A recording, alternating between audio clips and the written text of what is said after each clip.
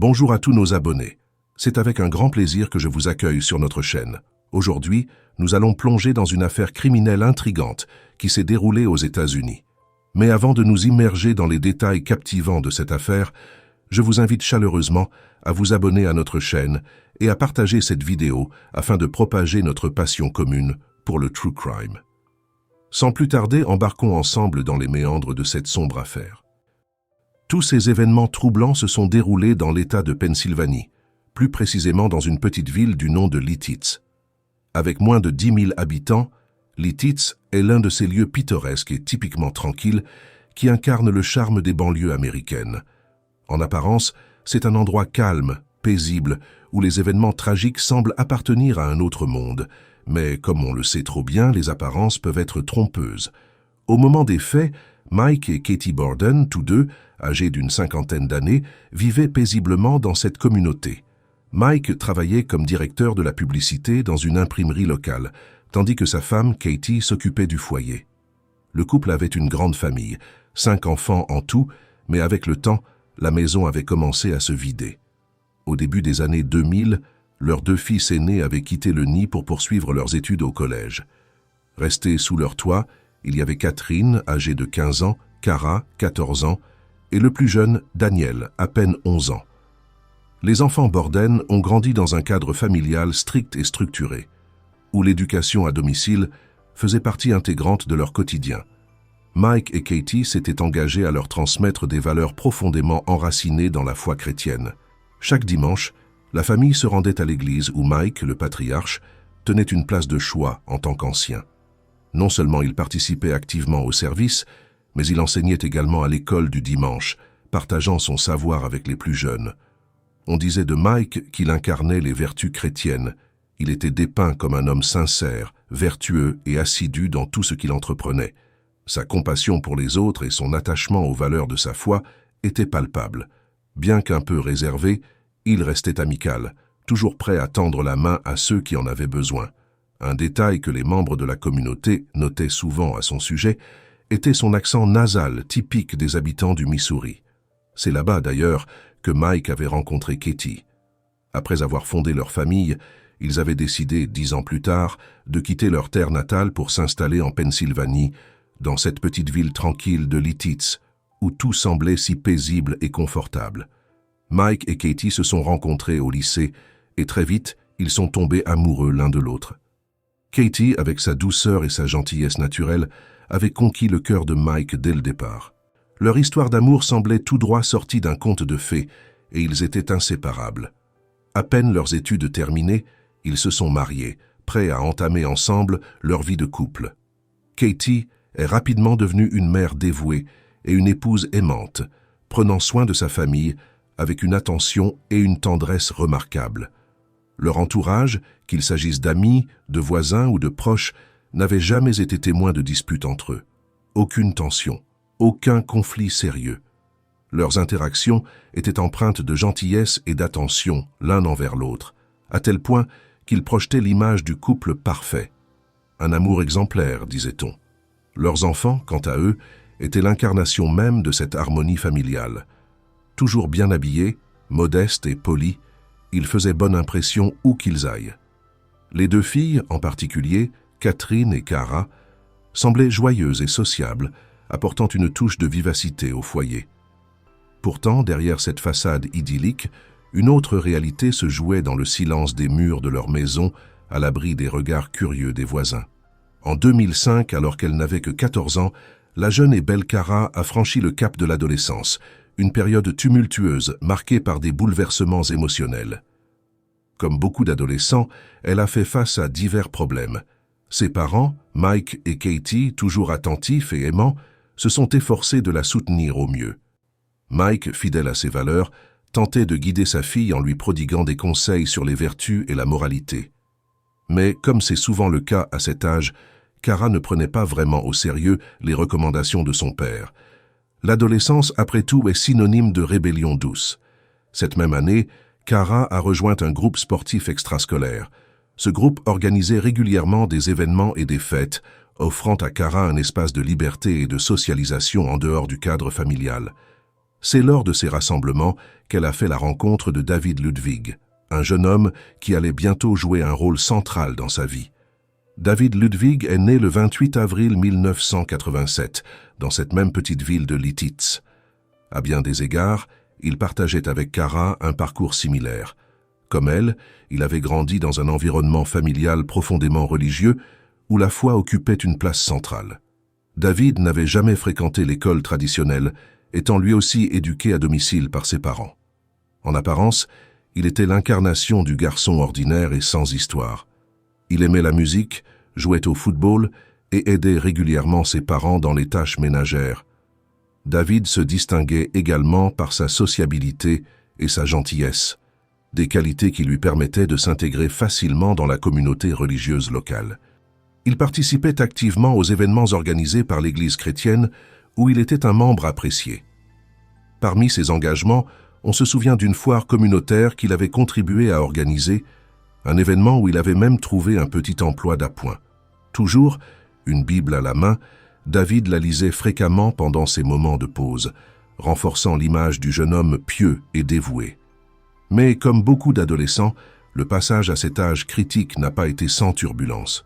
Peu à peu, derrière cette image de garçon modèle, un esprit rebelle a commencé à émerger.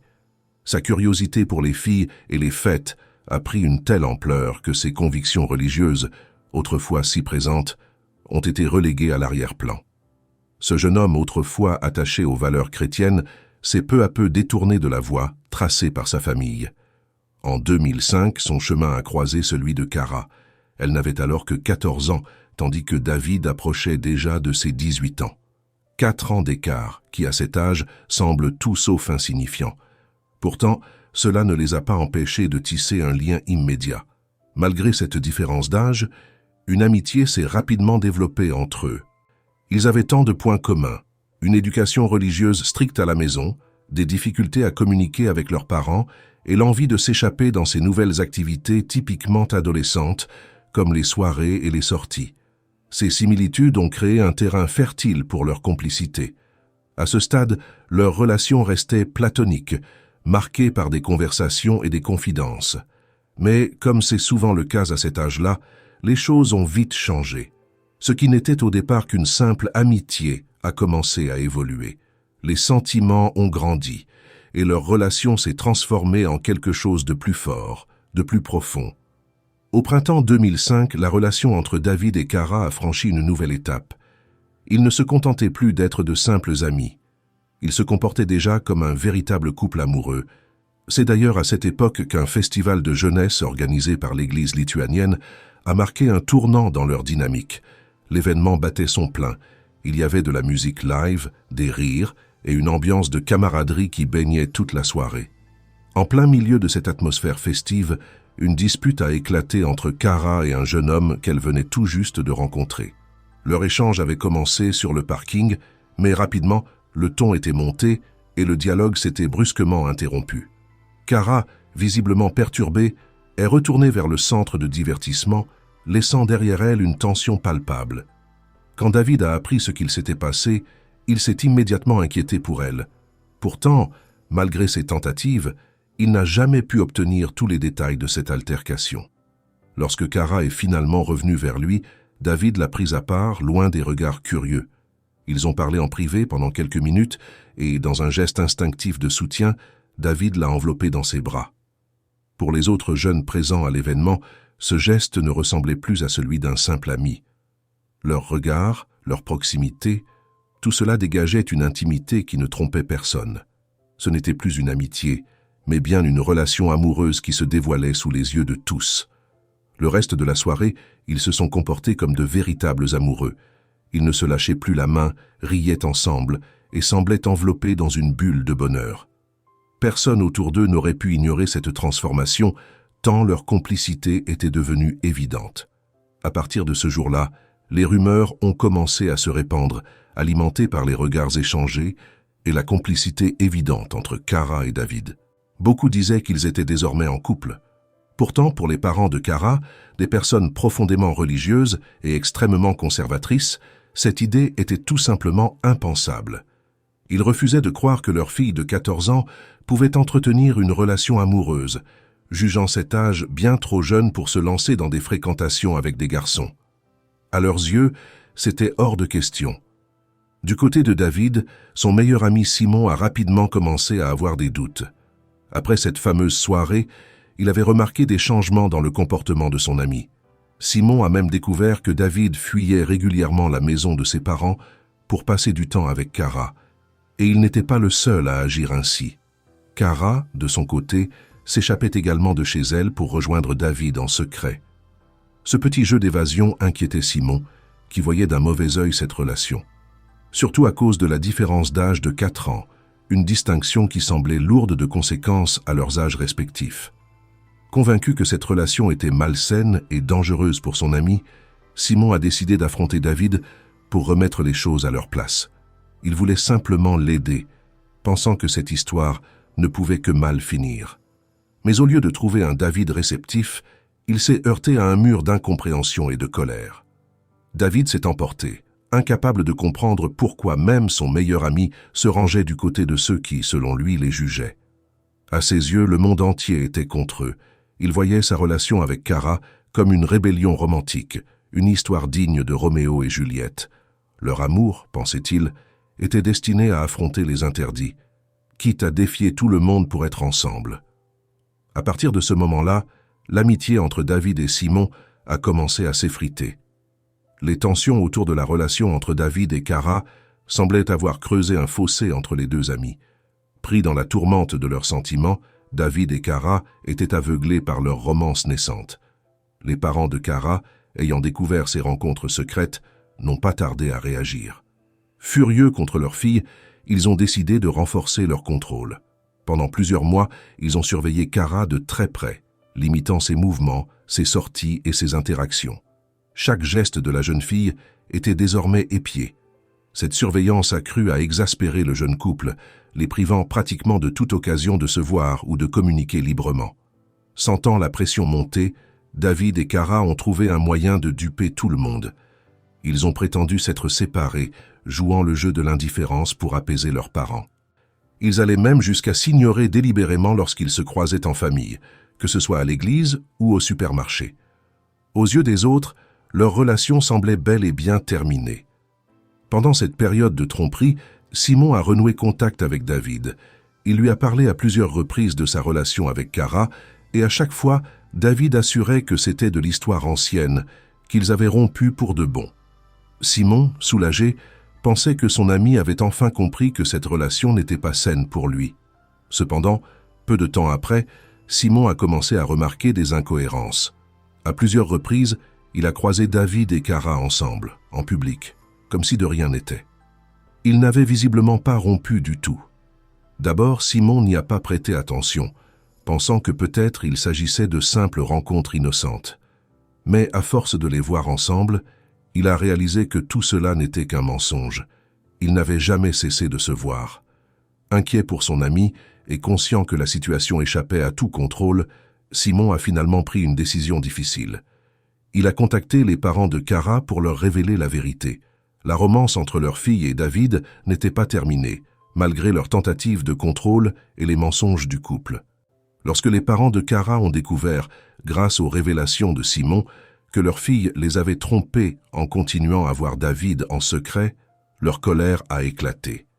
Ils étaient profondément indignés par la trahison de Cara et par le fait qu'elle avait enfreint leurs règles. Pour eux, cette relation avec un garçon plus âgé était tout simplement inacceptable, et ils ont décidé de réagir avec fermeté. Ils ont catégoriquement interdit à Cara et David de se voir. Cette interdiction a été un véritable choc pour le couple qui voyait leur monde s'effondrer. David, en tentant de rassurer Cara, lui a promis que tout s'arrangerait, qu'il trouverait un moyen de contourner cet obstacle. Il croyait dur comme fer qu'ils pouvaient encore être ensemble, malgré l'opposition de ses parents. Déterminé à sauver leur relation, David s'est rendu à plusieurs reprises chez Cara, espérant convaincre ses parents de leur donner une chance. Il a tenté de discuter avec eux, de trouver un compromis, d'expliquer ses sentiments et de prouver que leur amour était sincère. Mais chaque fois, il s'est heurté à un mur. Les parents de Cara refusaient catégoriquement d'écouter ce jeune homme qu'ils considéraient comme une mauvaise influence pour leur fille. Pour eux, cette romance était tout simplement interdite, non seulement à cause de l'âge jeune de Cara, mais aussi parce qu'ils ne voyaient en David rien de bon pour leur avenir. L'opposition rigide des parents de Cara ne faisait qu'attiser la frustration et la colère de David. Pour le couple, ce rejet ne faisait que renforcer leur conviction qu'ils étaient incompris et qu'ils devaient se battre pour leur amour envers et contre tout. Lorsque ce dialogue tendu avait eu lieu, les parents de Cara étaient allés encore plus loin. Ils avaient exprimé sans détour qu'ils considéraient le comportement de David comme un acte criminel. Les insinuations étaient claires. Il pourrait être tenu responsable d'avoir harcelé une jeune fille de 14 ans. Pour David, ces paroles ont eu l'effet d'une douche froide. Ce qui avait commencé comme une simple relation amoureuse prenait désormais une tournure bien plus grave. L'idée même qu'il puisse être poursuivi en justice pour sa relation avec Cara l'a profondément effrayé. Face à ces menaces, les deux jeunes amoureux se sont retrouvés dans une situation qu'ils ne savaient plus comment gérer. L'étau se resserrait autour d'eux et la pression montait. Ils étaient à court de solutions. Leur relation, autrefois une source de bonheur et de rébellion douce, se transformait en un véritable cauchemar, avec des implications bien plus sérieuses qu'ils n'auraient jamais imaginées. Ensemble, ils ont commencé à chercher désespérément une issue à cette impasse, un moyen d'échapper à cette situation qui semblait de plus en plus incontrôlable. Pour eux, l'avenir devenait incertain, et la peur de ce que l'autorité parentale ou la justice pourrait leur réserver commençait à peser lourdement sur leurs épaules. Le 11 novembre 2005, David passait l'après-midi avec ses amis après l'école. C'est à ce moment qu'un de ses camarades, sur le ton de la plaisanterie, a lancé une remarque qui, avec le recul, semble prophétique. Il a dit que le seul moyen pour David et Cara d'être ensemble serait de commettre un crime. Cette idée, bien que prononcée à la légère, a probablement trouvé un écho dans l'esprit tourmenté de David. Peu à peu, cette pensée a commencé à prendre racine et à évoluer dans son esprit, se transformant en un plan sinistre. Pendant ce temps, David et Cara continuaient de se voir en cachette, défiant les interdictions de leurs parents. Après l'école, Cara s'enfuyait la nuit pour passer du temps avec David, souvent dans l'ombre, hors de portée des soupçons. Mais leur petit manège ne pouvait durer éternellement. Aux premières heures du matin du 13 novembre, Cara s'est à nouveau glissée discrètement dans la maison familiale après avoir passé la nuit avec son petit ami. Comme à son habitude, elle a ouvert la fenêtre en silence et s'est faufilée à l'intérieur. Tout ce qu'il lui restait à faire était de monter les escaliers jusqu'à sa chambre pour effacer toute trace de son escapade nocturne. Mais cette fois, elle n'a pas eu cette chance. Sa mère l'attendait déjà, debout, bloquant le passage. Les parents de Cara avaient découvert la vérité. Ils savaient désormais que leur fille ne passait pas la nuit à la maison, mais avec David, une nouvelle qui les avait profondément bouleversés.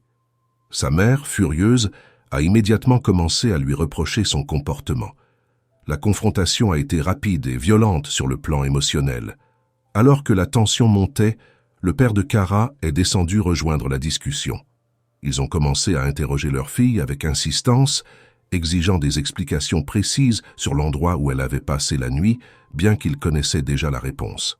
Cara, dans un effort désespéré pour couvrir la vérité, a inventé une histoire. Elle a prétendu avoir passé la nuit chez une amie, mais plus ses parents la questionnaient, plus son récit devenait incohérent. L'incrédulité se lisait sur leur visage, et finalement, sous la pression, Cara s'est embrouillée et a fini par se trahir elle-même. Puis, au pire moment possible, son téléphone a vibré. En un instant, elle l'a attrapé pour lire le message, mais avant qu'elle ne puisse le faire, son père, déjà sur les nerfs, lui a arraché l'appareil des mains. Ce que son père y a découvert a provoqué un choc intense. Un SMS de David, enregistré sous le nom explicite de petit ami. Ce message a confirmé toutes les craintes des parents conservateurs. Leur pire suspicion sur la relation entre leur fille et David s'est avérée vraie. Ils comprenaient maintenant que leur relation n'était pas seulement sentimentale, mais également physique. Cette révélation a immédiatement déclenché une colère sourde et explosive. Face à leurs reproches furieux, Cara a tenté de se défendre. Elle leur a déclaré sans hésitation qu'elle aimait David et que leur relation était sérieuse, bien plus que ce qu'ils pouvaient imaginer. Elle leur a même annoncé, avec la détermination de quelqu'un qui croit tout comprendre, à 14 ans, qu'elle prévoyait de se marier avec lui. Pour elle, cet amour était tout simplement indispensable à sa vie, et rien ne pourrait l'en détourner. Les parents, bien que choqués et en colère, ont essayé de discuter plus calmement de la situation. Ils se sont installés dans le salon, cherchant une solution à cette romance qui, à leurs yeux, menaçait de détruire l'avenir de leur fille. Mais Cara ne voulait rien entendre. Elle refusait catégoriquement de se séparer de David, quoi qu'ils en pensent. Après cette conversation houleuse, les parents de Cara ont pris une décision. Ils devaient parler à David. Pendant plusieurs heures, ils ont tenté de le contacter pour organiser une rencontre. Ils espéraient que, face à face, il pourrait éclaircir les choses et peut-être remettre de l'ordre dans cette relation. Au début, David se montrait réticent, méfiant. Mais après plusieurs tentatives, sous la pression et face à l'insistance des parents, il a fini par céder. Il a accepté de venir chez les Borden pour discuter de la situation. Pour David, cette rencontre n'était pas une simple discussion. Il y voyait une étape cruciale, presque décisive pour son avenir avec Cara. Mais plus il y pensait, plus les doutes et les craintes s'immisçaient dans son esprit. Il se souvenait des menaces précédentes des parents de Cara. Et s'il s'agissait d'un piège? Il ne croyait pas une seconde en leur sincérité et redoutait qu'ils profitent de cette rencontre pour le faire arrêter, ou pire encore, qu'ils interdisent tout contact futur entre lui et Cara. Cette idée, cette peur de perdre Cara à jamais, était pour David tout simplement inacceptable. Il repensait alors à la plaisanterie de son ami, cette phrase lancée en l'air « Seul un crime pourrait vous permettre d'être ensemble ». Et soudain, cette idée qui semblait absurde prenait un sens, un poids effrayant. Pour lui, c'était devenu la seule solution. Avec cette pensée sombre et désespérée en tête, David a pris une décision fatale. Il a récupéré une arme, a pris des munitions et s'est installé au volant de la Volkswagen de ses parents. Sa destination? La maison des Borden. Lorsque David s'est arrêté devant la maison des Borden, il a garé la voiture de façon à ne pas être vu par les voisins voulant passer inaperçu. Sous sa chemise, il avait glissé un pistolet Glock 17 et dans une serviette sous son bras droit, un autre pistolet était soigneusement dissimulé. David s'est approché de la porte arrière, a frappé plusieurs fois, prêt à affronter ce qui allait suivre. Mike Borden, le père de Cara, a ouvert la porte et a immédiatement remarqué le paquet suspect dans la main de David. Avec un calme inattendu, Mike a proposé au jeune homme de laisser la serviette dehors et l'a invité à entrer. David, sans trop hésiter, a déposé le paquet contenant l'arme sur un banc avant de suivre Mike à l'intérieur de la maison. Pendant environ 40 minutes, une conversation tendue s'est déroulée entre David et les parents de Cara. Katie et Mike lui ont expliqué que leur relation était inacceptable et que Cara, étant encore trop jeune, ne pouvait pas continuer à voir David. Ils ont insisté pour qu'ils mettent fin à leur romance, menaçant même de contacter la police s'ils refusaient. Cara, elle, n'était pas présente pendant cette discussion. David, désespéré, a essayé d'expliquer à quel point il aimait leur fille. Mais les parents n'étaient pas prêts à écouter. Ils restaient inflexibles, lui ordonnant de couper tout contact avec elle. Pour David, ces mots ont été la pire des condamnations. La peur de perdre Cara et la menace de la justice ont commencé à le hanter. Après environ 45 minutes d'échanges vains, Mike s'est levé. Il a conclu que la discussion n'avait plus de sens et a proposé à David de partir, tout en se dirigeant vers la porte. À ce moment-là, David a sorti le pistolet qu'il avait caché sous sa chemise et a tiré une balle dans la tête de Mike, le tuant instantanément. Le corps de Mike est tombé au sol, sans vie. Katie, qui était assise dans un fauteuil inclinable, a tenté de se lever, mais avant qu'elle ne puisse faire quoi que ce soit, David lui a tiré dessus également, la tuant sur le coup. Pris par la panique et le chaos de ses actions, David s'est mis à la recherche de Cara à travers la maison, l'appelant mais aucune réponse ne lui est parvenue. David a parcouru chaque pièce de la maison, cherchant désespérément Cara, mais elle semblait avoir disparu. En sortant dans la cour arrière, il a soudain entendu des bruits provenant du deuxième étage. C'était le frère cadet de Cara, un enfant de 11 ans, qui tentait, dans un moment de panique, de briser une fenêtre pour s'échapper. Terrifié par ce qu'il avait vu, le garçon cherchait désespérément à fuir. Mais David l'a arrêté, lui assurant qu'il ne lui ferait aucun mal, qu'il n'était pas dangereux. Pourtant, l'enfant ne lui a pas fait confiance, pas après ce qu'il venait de vivre. Le jeune garçon, saisi par la peur, s'est précipité dans la cour et s'est dirigé directement vers la maison des voisins, espérant y trouver refuge. Pendant ce temps, David, après avoir parcouru la maison sans trouver personne d'autre, est retourné à sa voiture. Son objectif était clair, retrouver Kara. Il a repris la route parcourant le quartier à sa recherche et il n'a pas mis longtemps à la trouver. Elle n'était qu'à quelques maisons plus loin. Ce qu'il ne savait pas, c'est qu'elle avait quitté la maison avant même que la réunion ne commence. Kara, ignorant tout du drame qui venait de se dérouler, a accueilli David avec un sourire, heureuse de le voir.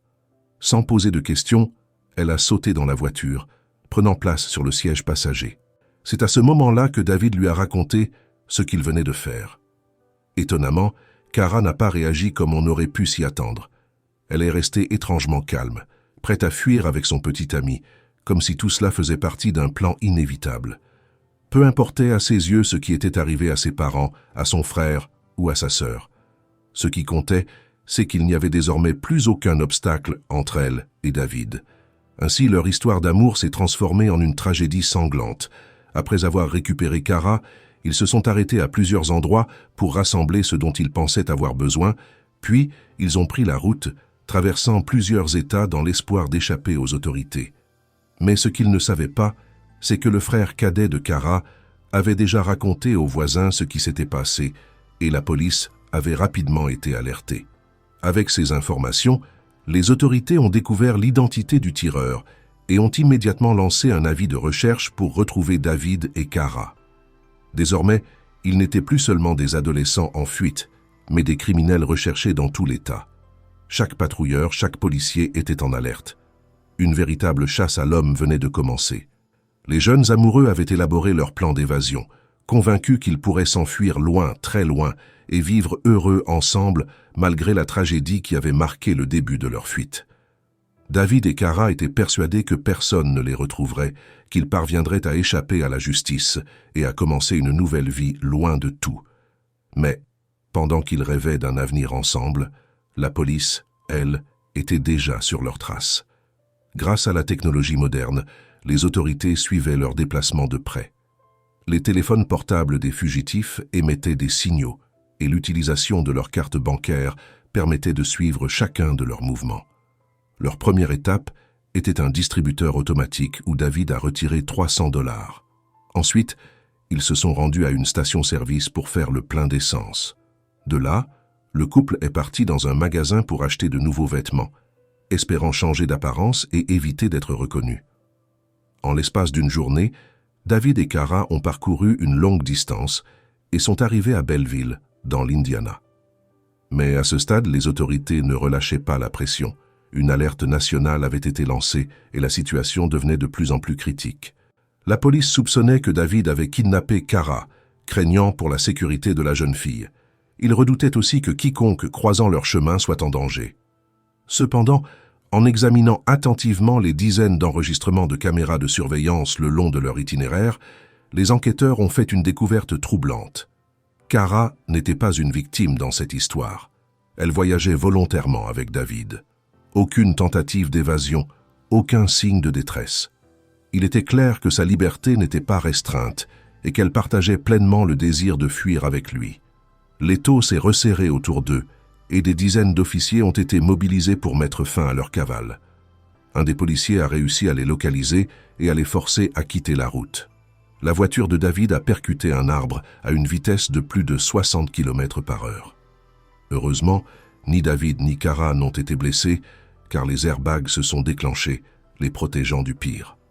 La police, armée et prête à agir, s'est précipitée vers la voiture. David, en état de choc à cause de l'accident, a été rapidement maîtrisé. Son état a rendu l'intervention plus facile, et il n'a opposé aucune résistance. Menotté et immobilisé, il a été mis hors d'état de nuire. À ce moment-là, Kara est sortie de la voiture, paniquée, et s'est immédiatement interposée, suppliant les policiers de ne pas faire de mal à David. Son comportement a confirmé ce que les enquêteurs soupçonnaient déjà. Kara n'était pas une otage, mais une complice volontaire. Malgré cela, les autorités ont pris toutes les précautions.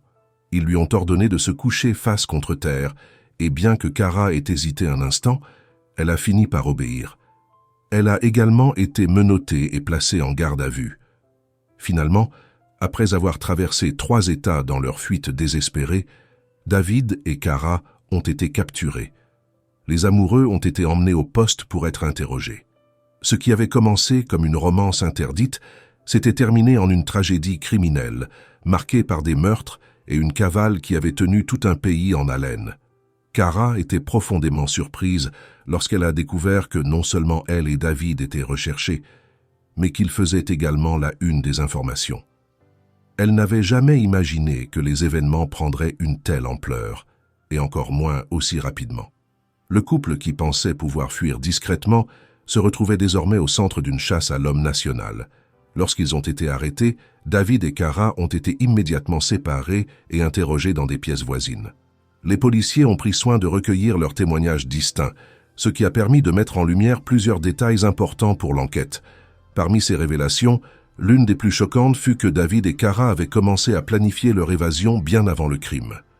1 mois avant la fusillade tragique, Cara avait cru être enceinte. Cette fausse alerte, qui s'est avérée n'être qu'un malaise passager, l'avait profondément effrayée. Paniquée, elle avait partagé ses inquiétudes avec David.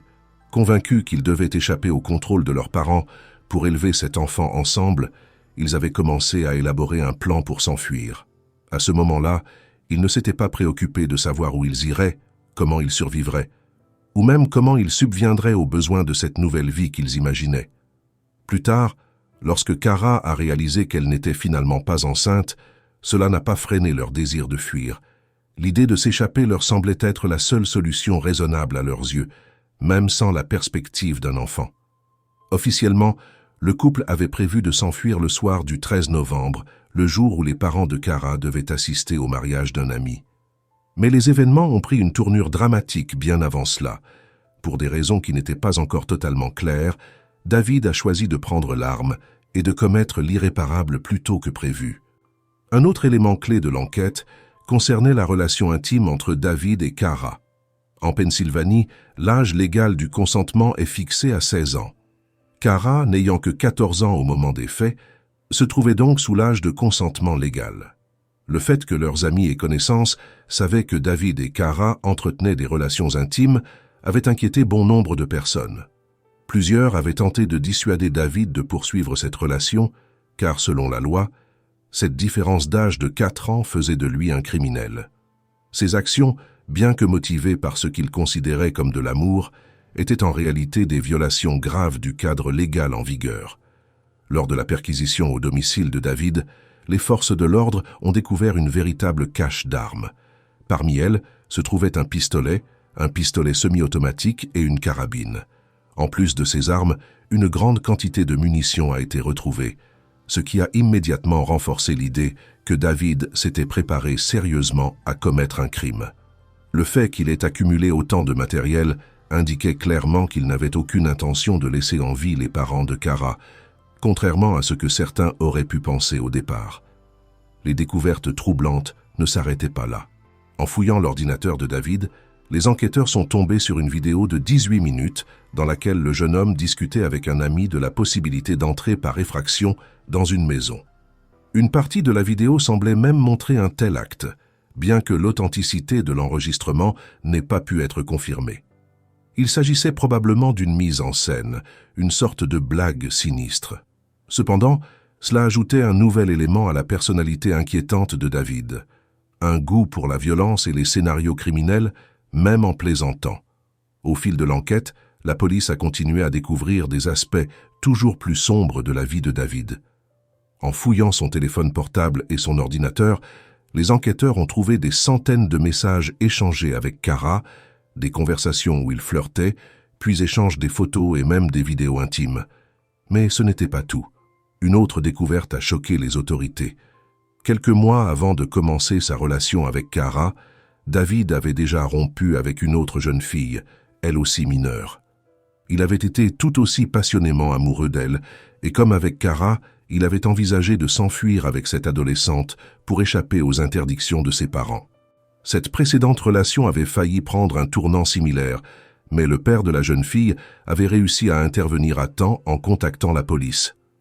Bien que David ait été averti à l'époque, il n'avait pas été poursuivi. Cette affaire passée montrait déjà un schéma inquiétant. David s'intéressait aux jeunes filles et se retrouvait toujours dans des relations interdites qu'il idéalisait. À ses yeux, chacune de ces romances prenait une dimension tragique, presque shakespearienne, comme s'il vivait une version moderne de Roméo et Juliette à chaque fois. Ce qui est devenu évident pour les enquêteurs, c'est que le dénouement tragique de cette affaire avec Cara était inévitable. Les analyses médico-légales et les expertises sur les corps des défunts ont pris un certain temps. Sur le pistolet utilisé pour commettre le crime, les enquêteurs ont trouvé des empreintes digitales ainsi que l'ADN de David Ludwig, confirmant sans l'ombre d'un doute qu'il était l'auteur des meurtres. Une semaine après le drame, les funérailles de Mike et Katie Borden ont eu lieu. Cara, ainsi que ses frères et sœurs, étaient présents, debout parmi la foule en deuil. Des centaines de personnes se sont réunies pour rendre hommage au couple, des membres de la famille, des amis, mais aussi des membres de la communauté locale et de leur église. Beaucoup pleuraient, profondément choqués par cette tragédie. Mike et Katie étaient considérés comme des piliers de leur communauté, des gens respectés qui, selon eux, n'avaient fait que tenter de protéger leur fille des erreurs de la jeunesse. La brutalité de leur mort laissait un goût amer à tous ceux qui les avaient connus. Le procès de David Ludwig a commencé en juin 2006. Dès le départ, David n'a pas nié sa culpabilité. Cependant, il a tenté de justifier ses actes en déclarant que le comportement des parents de Cara avait été le déclencheur. Selon lui, il ne lui avait laissé aucun autre choix, l'ayant poussé à commettre ces meurtres pour se protéger et préserver sa relation avec Cara. Il a même ajouté qu'il savait qu'il serait de nouveau accusé de violence sur mineurs, ce qui l'aurait condamné à coup sûr. Cependant, le procureur avait une interprétation bien différente des événements. Il a présenté aux jurés des preuves suggérant que le crime avait été prémédité. L'accusation a insisté sur le fait que David et Cara avaient déjà commencé à planifier leur fuite lorsqu'ils pensaient qu'elle était enceinte, ce qui montrait une intention claire de contourner toute opposition des parents. Ces éléments ont convaincu le jury que David avait agi de manière délibérée. David a été accusé de plusieurs chefs d'accusation, y compris l'utilisation illégale d'une arme à feu et les meurtres de Mike et Katie Borden. Il a également fait face à un chef d'accusation pour violence sexuelle sur mineurs en raison de sa relation avec Cara, ainsi qu'à une accusation d'enlèvement. Cependant, cette dernière a été abandonnée après que l'enquête a prouvé que Cara était partie avec David de son plein gré et n'avait pas été enlevée. Cara elle-même a confirmé ce fait dans son témoignage, tout comme David. En raison de son jeune âge, Cara n'a pas été poursuivie pour complicité et elle a été renvoyée chez sa famille. Au début, le parquet envisageait de demander la peine de mort pour David, une peine légale en Pennsylvanie. Face à cette menace, son avocat lui a conseillé de conclure un accord pour éviter cette sentence. Le 14 juin 2006, David a accepté cet accord et a plaidé coupable pour des chefs d'accusation moins graves. En échange de cet aveu de culpabilité, il a échappé à la peine de mort. Cet accord stipulait qu'il ne pourrait pas faire appel, ni parler publiquement de l'affaire ou en tirer un quelconque profit. Il lui était même interdit de présenter des excuses à la famille des victimes. Grâce à cet accord, David a échappé à la peine de mort. Il a été condamné à 2 peines de réclusion à perpétuité consécutive sans possibilité de libération conditionnelle pour les meurtres de Mike et Katie Borden. En plus de cela, il a été condamné à une peine supplémentaire de 9 à 19 ans pour d'autres crimes. Il a également été tenu de rembourser les frais liés aux dommages causés à la maison des victimes, ainsi que les frais des funérailles. Pour cela, David sera assigné à des travaux quotidiens pendant son incarcération afin de contribuer au paiement de ses dettes. Un grand merci à tous ceux qui sont restés avec moi jusqu'à la fin pour découvrir chaque détail de cette sombre histoire. Prenez soin de vous et de vos proches. À bientôt pour une nouvelle affaire criminelle.